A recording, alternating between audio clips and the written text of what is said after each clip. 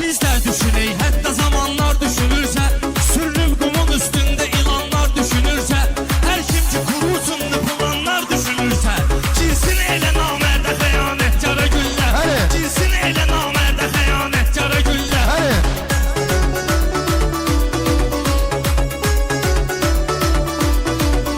Bir vaxt Azərbaycanı Rus bərbad edərmiş, torpağını sevən torpağını azad edərmiş, müşfiq oxutar söyləyərək fəryad edərmiş. Amma ki şərəfsizlər aparmışlara güllə, amma ki şərəfsizlər aparmışlara güllə.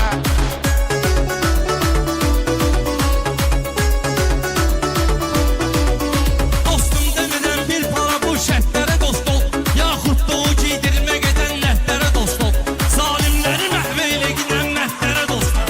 Atma kora güllər, lala güllər, kara güllər, atma kora güllər, lala güllər, kara güllər.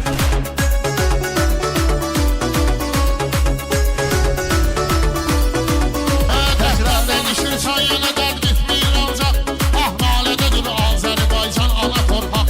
Bir vaxtı bizə qonşu olan erməni alsaq, bəzlə olma bıçaq tuşladı xoş rəftara güllə, bəzlə olma bıçaq tuşladı xoş rəftara güllə.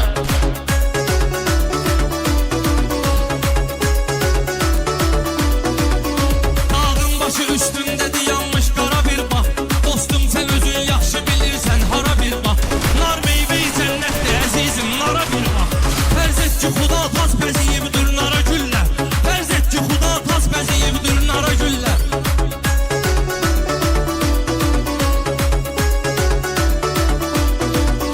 Can qurban ola loqma əziz məskənimizsin, xalq işdə gəlir layiq olan əhsənimizsin. Bir gün açaram lazım olar düşmənimizsin.